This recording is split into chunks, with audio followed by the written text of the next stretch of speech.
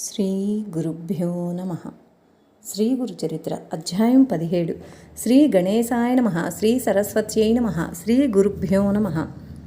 ప్రస్తావన: ఈ 17, 18, 19 అధ్యాయాలలో శ్రీ నృసింహ సరస్వతీ స్వామి యొక్క అవతార లీలలకు ముఖ్య రంగస్థలమైన అమరపురము అనగా నరసోబావాడి యొక్క క్షేత్ర మహత్యాన్ని, అక్కడ శ్రీగురుడు చేసిన లీలలను వర్ణిస్తుంది.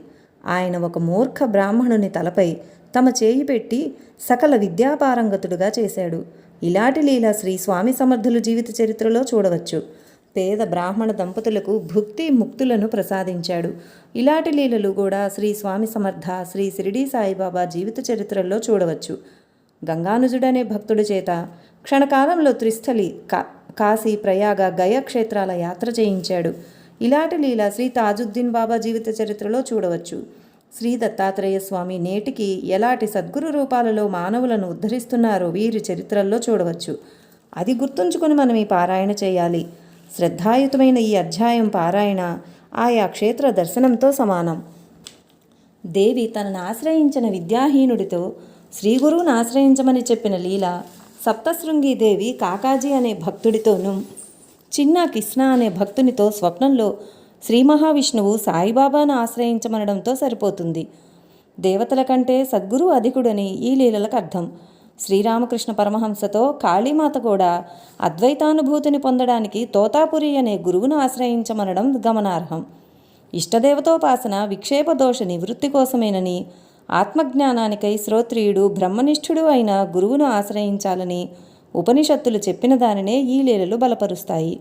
ముముక్షువుకు సద్గురువును ఆశ్రయించడం అత్యావశ్యకమని ఈ అధ్యాయం తెలుపుతున్నది.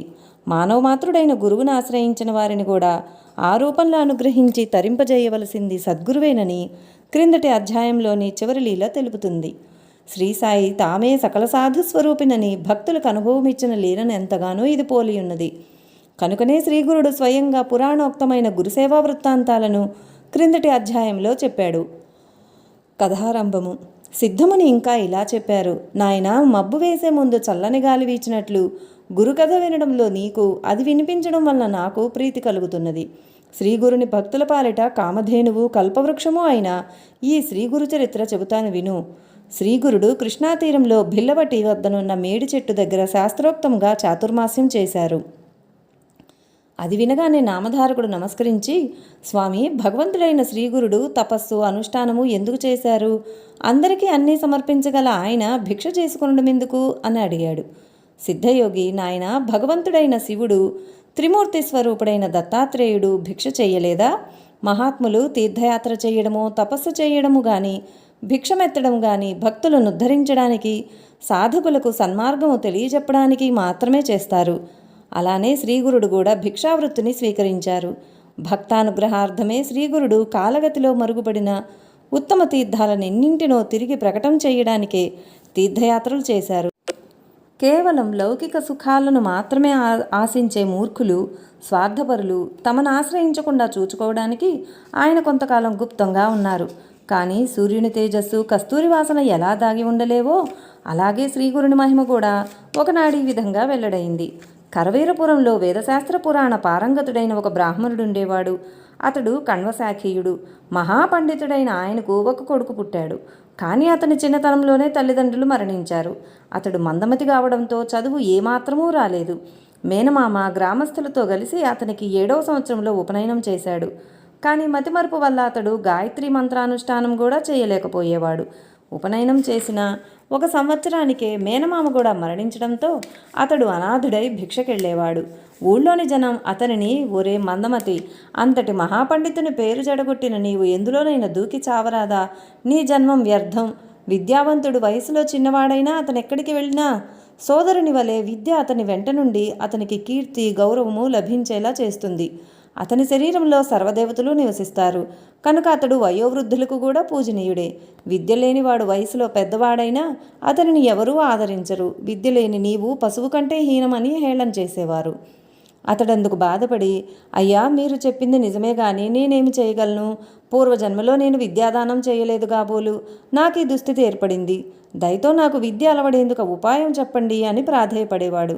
అతనికి విద్య చెప్పి చెప్పి విసిగిపోయిన ఆ విప్రులు, నీకిక జన్మలో విద్య రాదు, నీవు భిక్ష చేసుకుని బ్రతకడానికి కూడా పనికిరావు, నీ వల్ల నీ వంశమే భ్రష్టమైంది అని నిందించేవారు.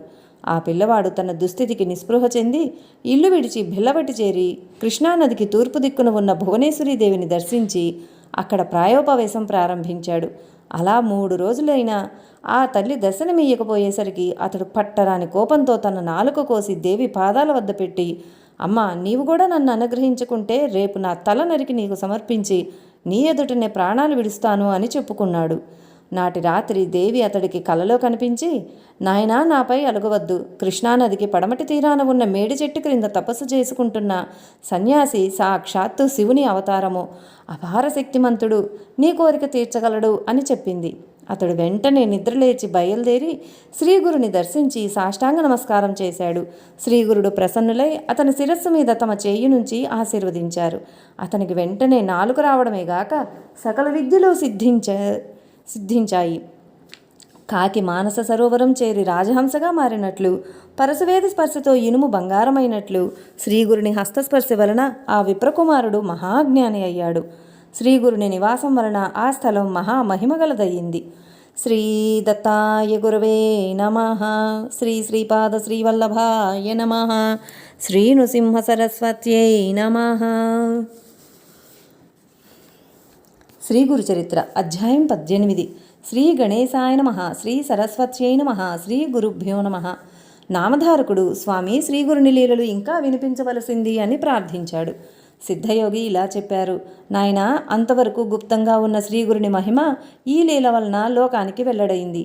ఇక శ్రీగురుడు తమ గుప్త జీవితం విడిచిపెట్టి లోకప్రసిద్ధుడై అచ్చటి నుండి వరుణా సంగమం చేరి అక్కడి నుండి కృష్ణా తీరంలోనున్న తీర్థాలలో స్నానం చేస్తూ కృష్ణా పంచనది సంగమానికి వెళ్ళి అక్కడ 12 సంవత్సరాలు నివసించారు. అక్కడ శివ, భద్ర, భోగవతి, కుంభి, సరస్వతి అను మహాపవిత్రమైన 5 నదులు ఒక్కటై కృష్ణానదిలో కలుస్తాయి. అందువలన దీని మహిమ పురాణాలలో కూడా మనోహర తీర్థమని ఎంతగానో కీర్తించబడింది. అక్కడెన్నో తీర్థాలున్నాయి. అక్కడి నుండి తూర్పున అమరపురం అనే గ్రామంలో అమరేశ్వరుడు, ఆయన సన్నిధిలో 64 మంది యోగినులు నివసిస్తున్నారు. అచ్చట అమరేశ్వర లింగం సాక్షాత్తు కాశీ విశ్వేశ్వరుడే. అక్కడ వేణీ నదితో కలిసిన కృష్ణ దక్షిణ దిక్కుగా ప్రవహిస్తూ ఉన్నది.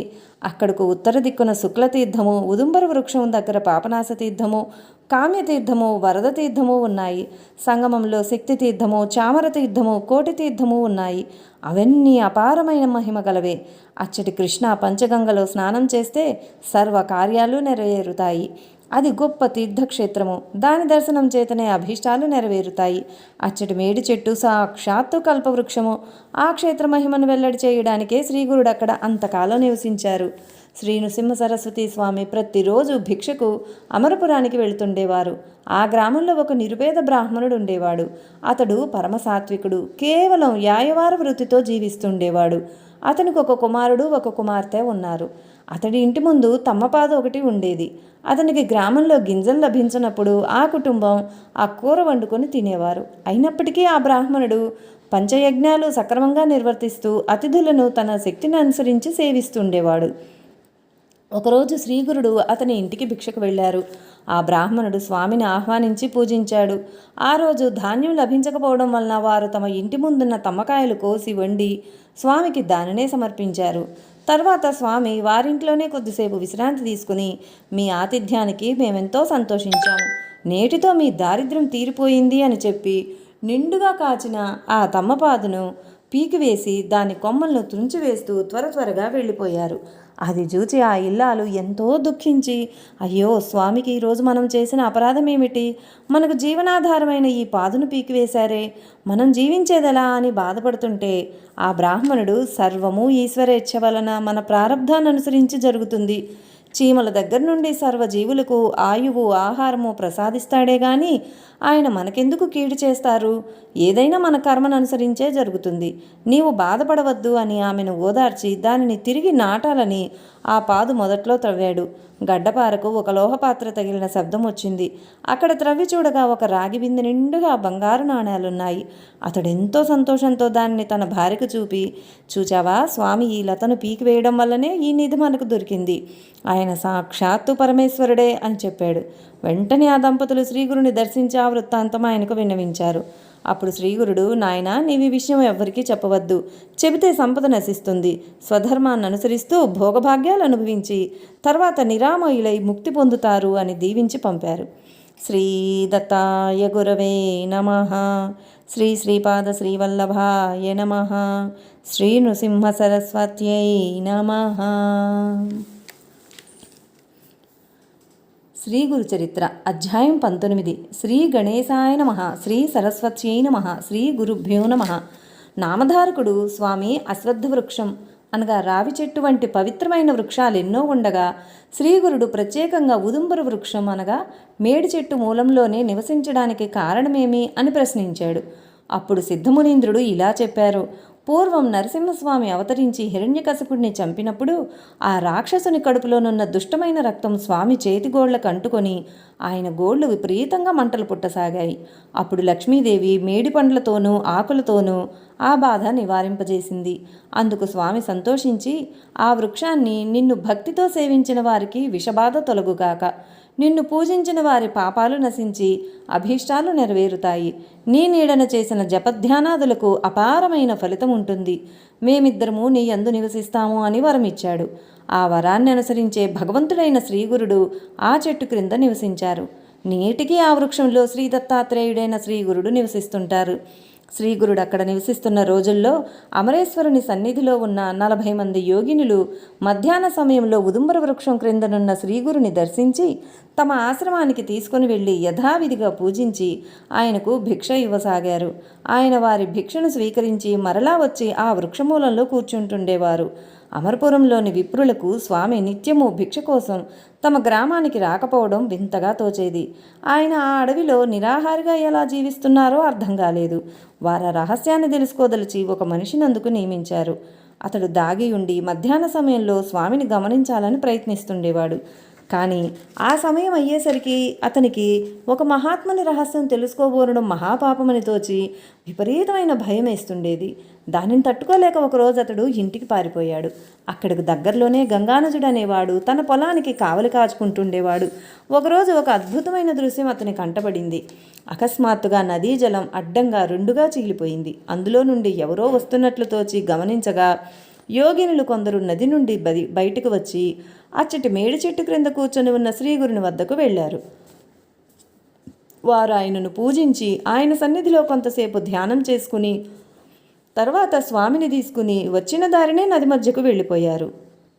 మర్నాడు కూడా అదే సమయానికి సరిగ్గా అలానే జరగడం చూసి అతడు ఆశ్చర్యపోయి కొంచెం దూరం వారిని అనుసరించాడు. ఆ నది మధ్యలో ఒక దివ్య మందిరం చూచాడు. వారు దేవకన్యలని, వారి చేత పూజింపబడుచున్న యతి సామాన్య మానవుడు గాడని అతడు గుర్తించాడు.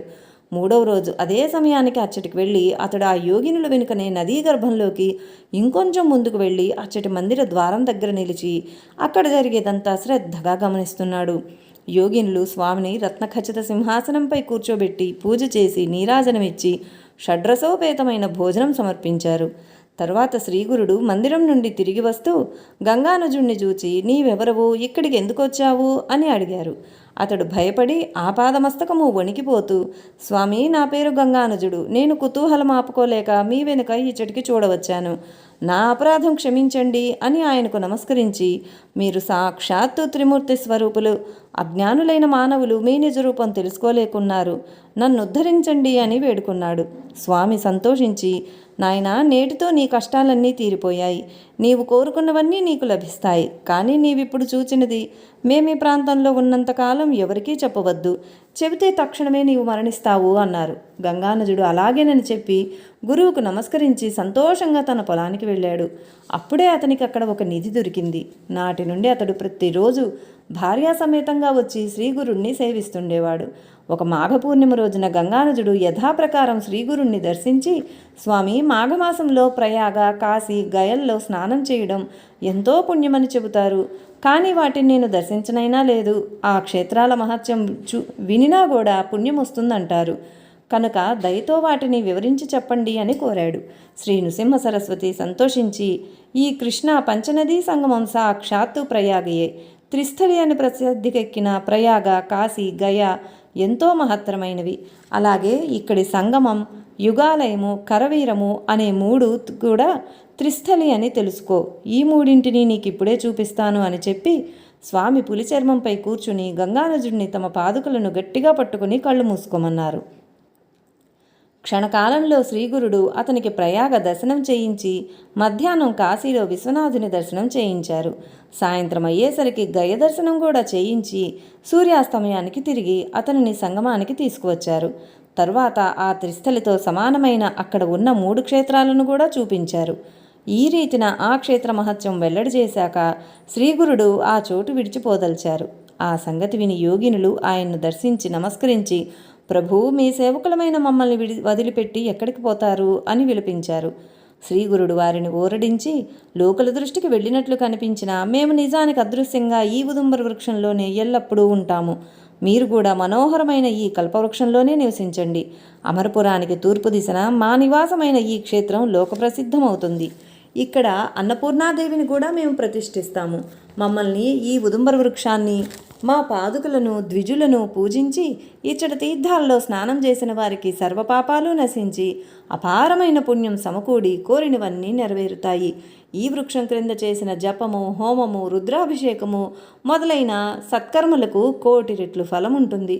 ఇచ్చటి పాదుకలను పూజించి నెమ్మదిగా ప్రదక్షిణలు చేసి ప్రతి ప్రదక్షిణానికి చివర నమస్కారం చేసిన వారికి సర్వరోగాలు నశిస్తాయి అని చెప్పి శ్రీగురుడు ఆశ్వేజ బహుళ ద్వాదశి నాడు గంధర్వ నగరంలోని భీమ అమరజా సంగమానికి వెళ్ళారు. శ్రీ నరసింహ సరస్వతి స్వామి విశ్వరూపుడైన జగన్నాథుడు. ఆయన సర్వవ్యాపి అయినప్పటికీ ఈ ఉదుంబర వృక్షంపై ప్రేమతో దాని క్రింద నిత్య నివాసం చేస్తూనే ఉన్నారు. శ్రీ దత్తాయ గురవే నమః. శ్రీ శ్రీపాద శ్రీవల్లభాయ నమః. శ్రీ నృసింహ సరస్వత్యై నమః. జై గురుదేవ దత్తకు జై. లైక్ చేయండి, షేర్ చేయండి, సబ్స్క్రైబ్ చేయండి, అలాగే కమెంట్ కూడా చేయండి సుమా. మీరు ఇచ్చే లైక్స్ వల్ల వీడియో ఎక్కువ మందికి రీచ్ అవ్వడానికి ఉపయోగపడుతుంది. So please. అలాగే సబ్స్క్రైబ్ చేసుకున్నవారు పక్కనే ఉన్న బెల్ ఐకాన్ని ప్రెస్ చేసి ఆల్ అని ప్రెస్ చేస్తే నా నోటిఫికేషన్స్ వెంటనే మీకు అందుతాయి. Thank you.